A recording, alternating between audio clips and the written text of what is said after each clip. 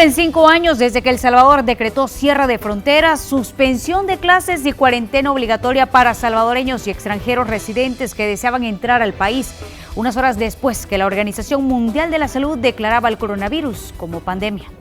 Hemos decidido declarar cuarentena para todo el territorio nacional. Esta es una medida, no es una decisión que se ha tomado a la ligera. Se ha tomado en consulta con especialistas, se ha tomado en consulta con miembros del gabinete, se ha evaluado el impacto económico. A pesar de que no existen casos confirmados de coronavirus en El Salvador, en cadena, el presidente informó a la población de la cuarentena nacional.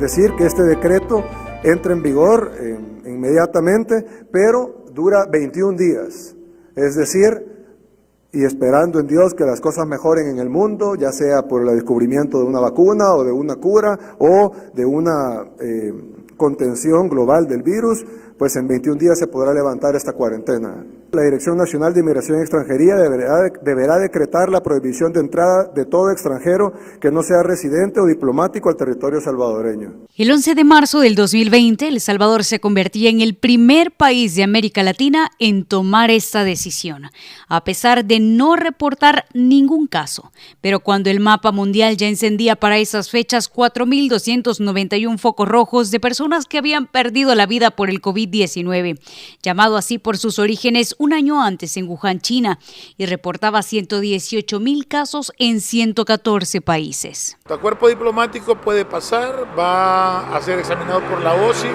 que es la Oficina de Seguridad Internacional, que depende del Ministerio de Salud, y ellos van a pasar a una cuarentena, e igualmente todos nuestros connacionales. Para esas mismas fechas, 11 países de Latinoamérica ya habían registrado al menos un caso, entre ellos Costa Rica y Panamá.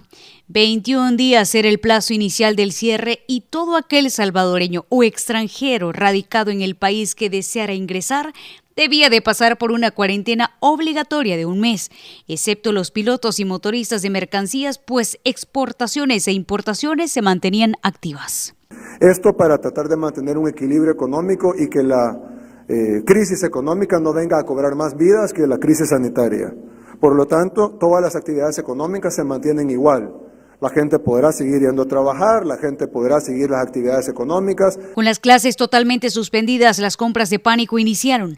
Rápidamente los supermercados se abarrotaron y reportaron escasez de algunos productos como papel higiénico, azúcar, arroz, entre otros. La Defensoría del Consumidor ya está alertada para hacer inspecciones de los precios de alimentos, medicamentos y suministros y vamos a estar atentos para evitar el acaparamiento de productos, lo cual constituye un delito. Nadie va a sacar provecho económico de esta pandemia. En tanto, incrementaba el número de elementos de seguridad en fronteras, que ya reportaban 1.952 personas en 42 centros de contención, pero que no lograba frenar el ingreso ilegal de personas por puntos ciegos.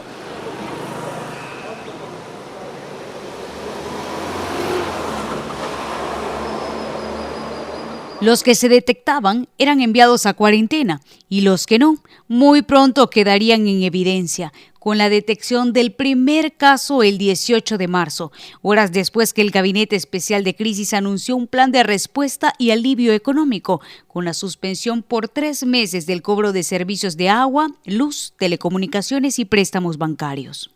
Hicimos 2 pruebas de casos sospechosos. Una de esas pruebas salió negativa y la otra salió positiva. Es decir, oficialmente ya tenemos un caso de COVID-19 en El Salvador. La primera víctima de la pandemia en el país tenía 60 años y se encontraba en estado crítico. En tan solo 24 horas, el virus causó un grave deterioro hasta que perdió la vida. El hombre que ingresó por un punto ciego de Metapán contaba con registros migratorios de una salida hacia Italia, el país más afectado en Europa con al menos 31,000 contagios y más de 2.500 fallecidos.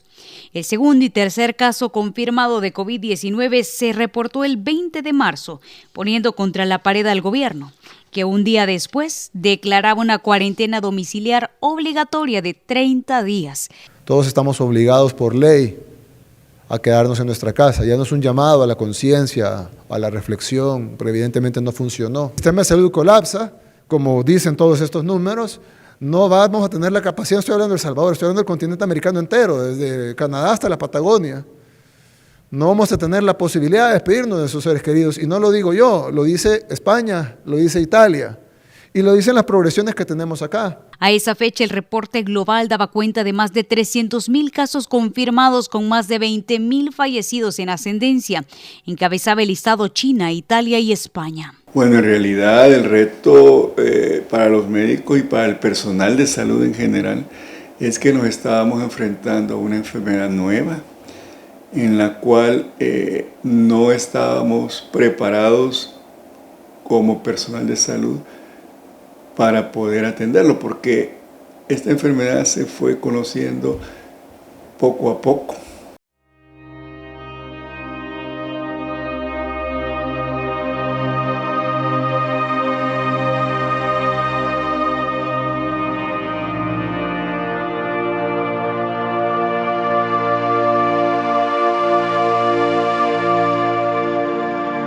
El uso de mascarillas era obligatorio.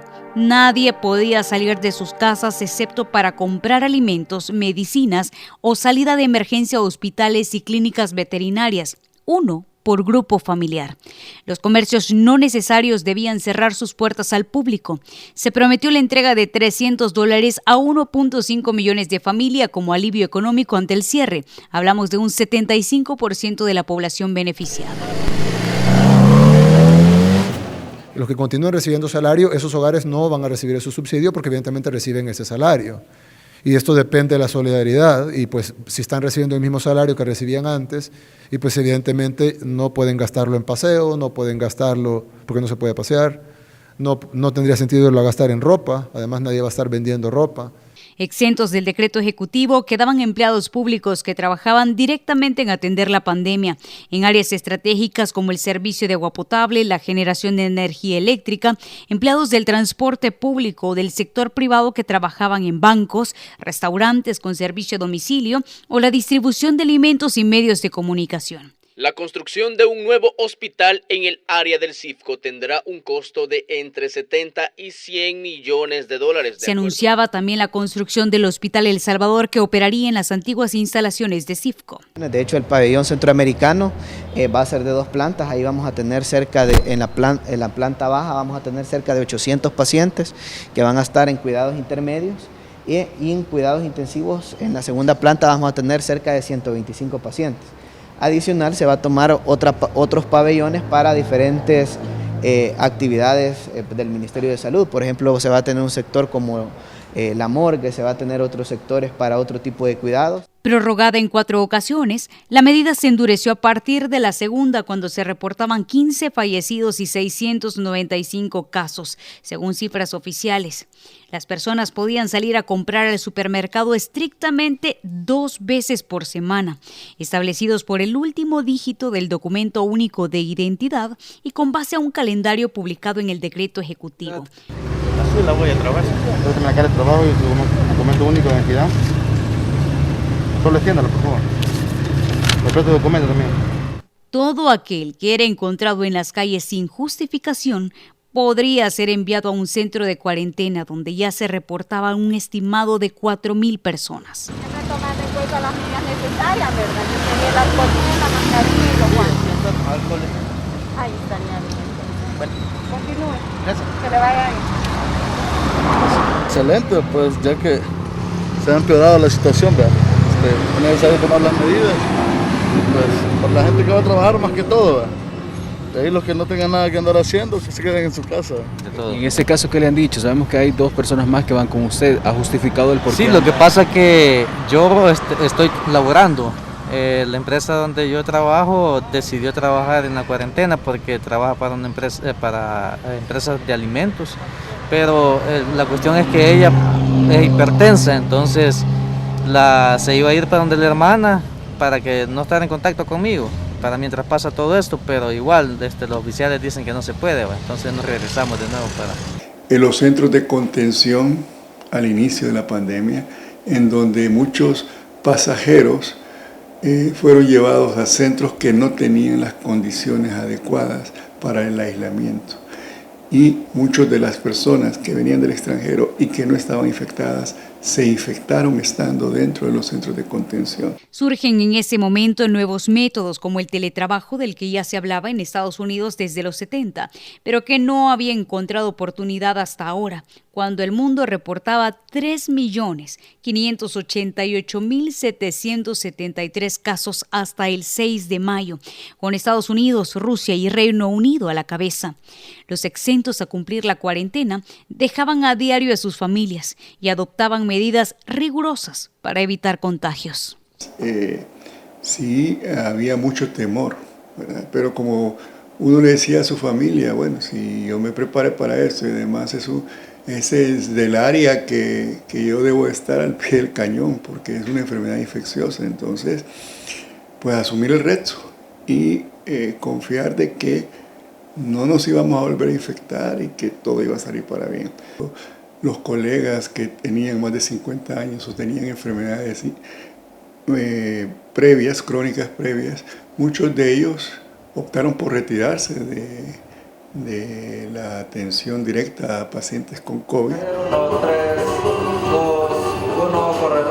Red Salvadoreña de Medios, Canal 12, 11 y Sonora cumplió con la labor de informar en medio de fuertes medidas de bioseguridad como el distanciamiento social, el uso de trajes especiales, la toma de temperatura, el uso de mascarilla, entre otras. Parte de lo que yo hacía en mi casa era quitarme los zapatos permanecían afuera, de ahí me iba directo al baño a tomar una ducha, después a cambiarme, estar pendiente también si no presentaba algún tipo de síntomas. Al igual que el personal de contención de la pandemia, recorrieron todo el país para informarle de primera mano, sin que usted saliera de casa. Fue parte de lo que me impresionó, utilizar la mascarilla todo el día mientras tenía una cobertura afuera. Estar en medio de una zozobra de qué es lo que estaba pasando a nuestro alrededor, salir incluso a las calles y no ver ningún vehículo, solo ver los controles de seguridad, fue bastante impactante. La ansiedad fue uno de los sentimientos que surgió definitivamente al saber que uno iba a salir a la calle nuevamente, al enfrentarse al mundo real de ese entonces. Ya en enero del año 2021, ya con COVID, tuve que ser ingresado. Estuve 20 días ingresado en el Hospital El Salvador con COVID. Logré sobrevivir a esta prueba. Fue bastante fuerte, sobre todo porque sí, en algún momento pensé que iba a perder la vida. En los momentos de crisis, sobre todo, porque estuve en cuidados intermedios, no pasó a más, logramos salir con vida del hospital y nos recuperamos. Me tardé 1 mes y medio, 7 semanas en total, en poder recibir el alta médica para poder ya sumarme nuevamente a mis labores. Al igual que en el resto del mundo, también llegamos a portar el listón negro en 2 ocasiones. La primera vez, el 21 de junio, tras la muerte de Eduardo Navas, productor de noticias. Días después, por la muerte del compañero camarógrafo Omar Rivera.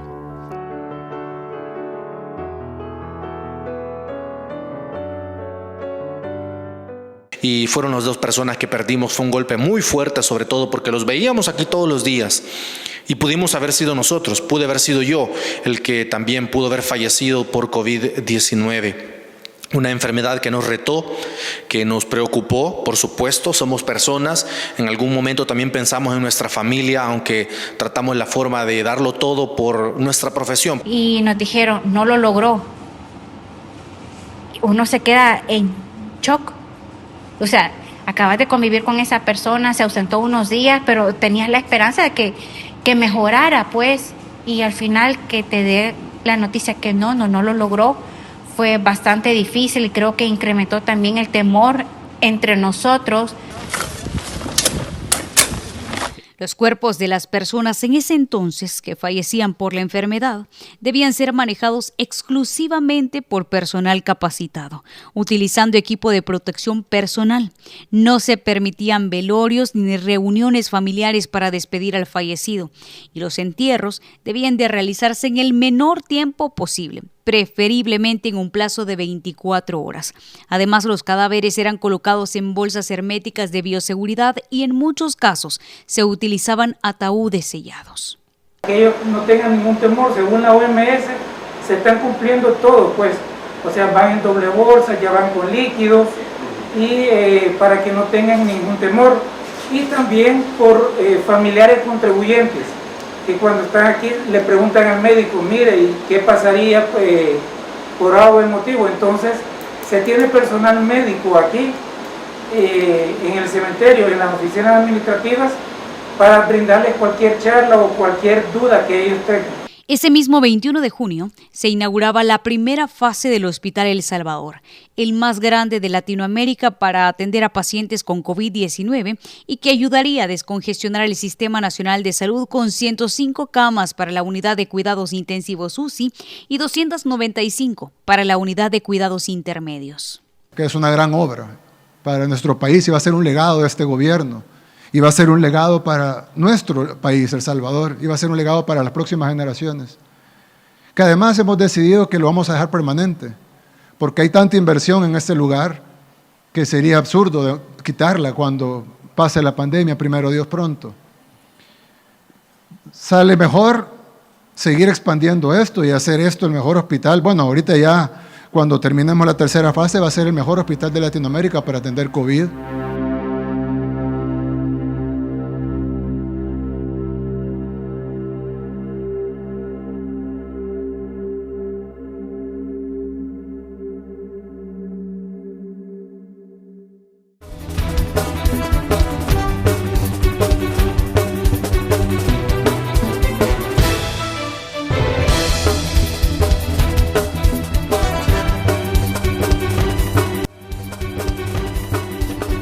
Con Noticiero Hechos te informas en las redes sociales. Puedes informarte en vivo en X,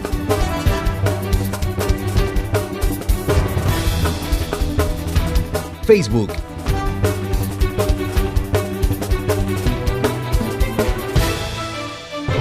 y YouTube. La noticia en 360 grados con la credibilidad de Noticiero Hechos.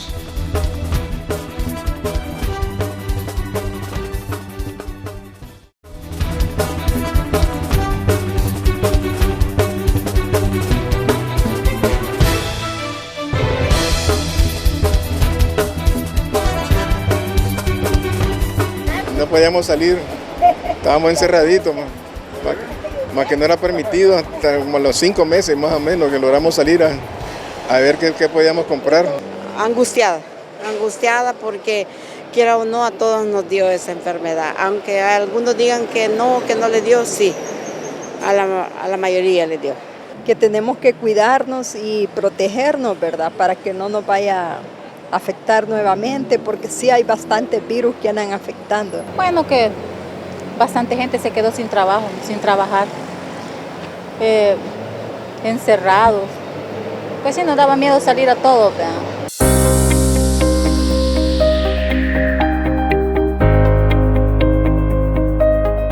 Mientras Europa evaluaba a principios de junio la apertura de sus fronteras en América Latina, eso parecía impensable.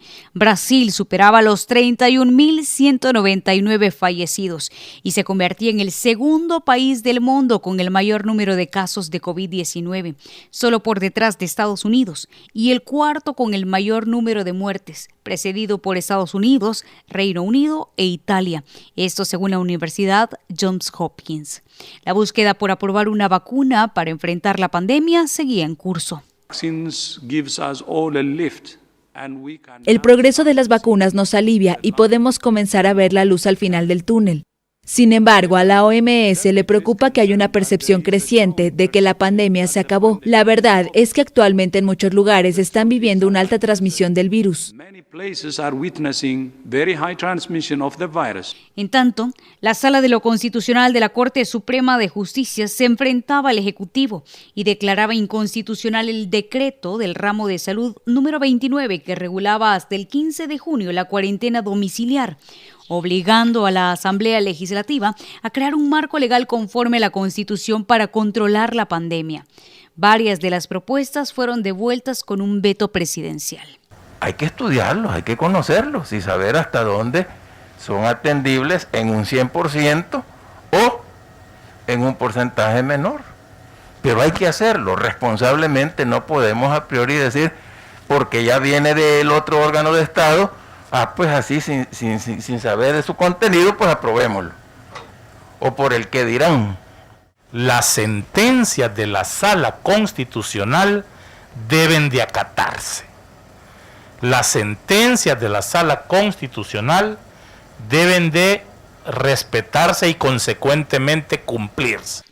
También se ordenó levantar los cercos sanitarios instalados en 13 municipios, los de La Libertad, Nuevo Cuscatlán, Ayutuxtepeque, Metapán, Colón, Ahuachapán, Ozatlán, Nombre de Jesús, Santa Isabel Izhuatán, Puerto del Triunfo, San Pedro Mazahuat, Santa Cruz Michapa y la capital San Salvador, donde se había reportado un incremento de casos. El 9 de agosto, en cadena nacional, el Ejecutivo indicó que acataría las resoluciones de la Sala de lo Constitucional, que días antes desestimaba el plan de reactivación económica del gobierno de Bukele. Si aquí está la legislación, ya la negoció otro gobierno con otra asamblea legislativa y está vigente. Ellos lo que quieren es que negociemos con Parker, con Norman, con sus jefes.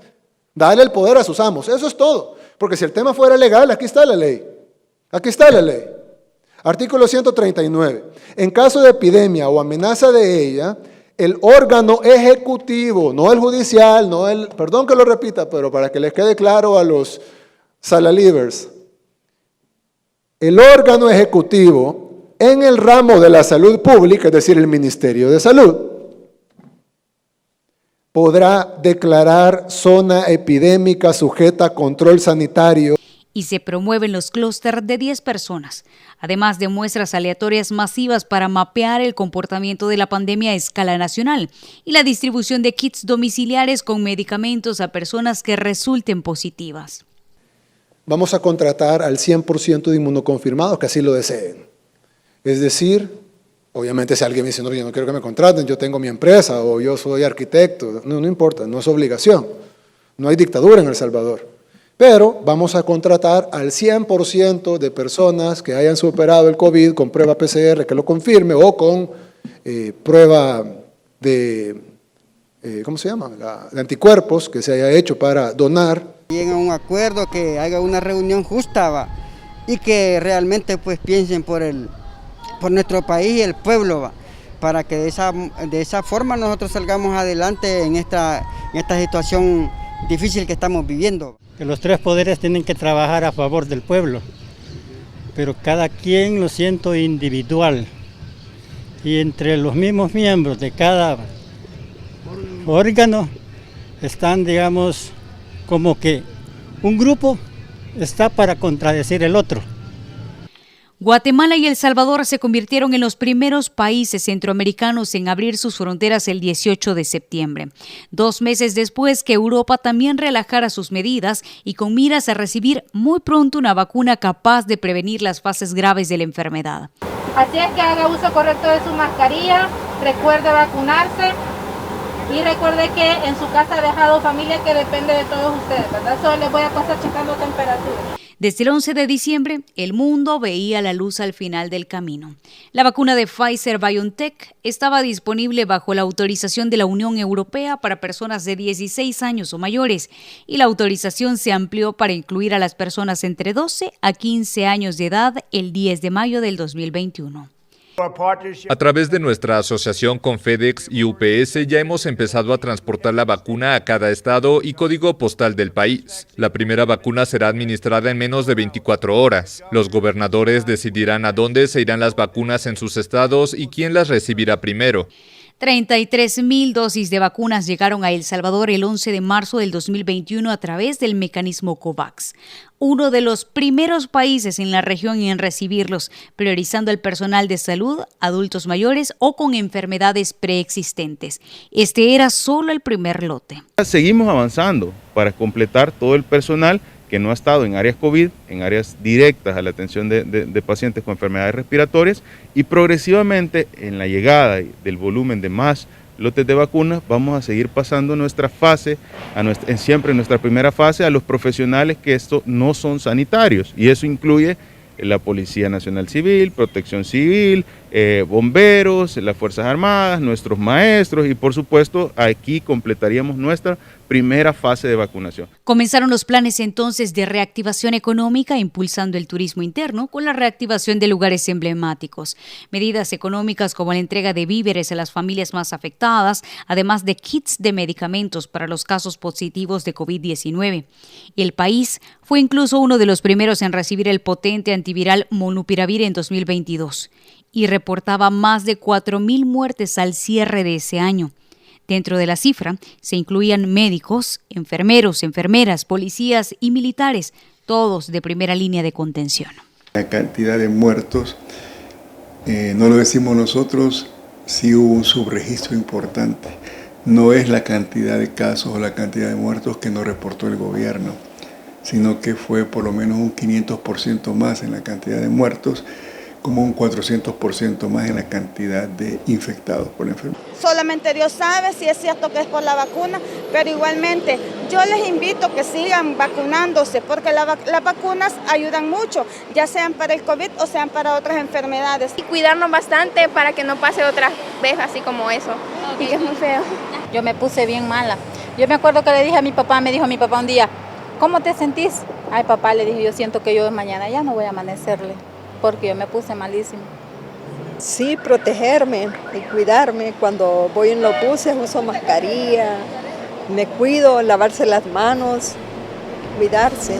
La COVID-19 se volvió endémica y ha dejado de causar tantas muertes como al inicio, mientras hay investigaciones en curso por efectos secundarios como incremento de azúcar en sangre en quienes padecieron la forma grave de esta enfermedad, además de la suspensión de una de las primeras vacunas, la de AstraZeneca. Por su parte, la OMS sigue sin descartar una nueva pandemia en un futuro próximo.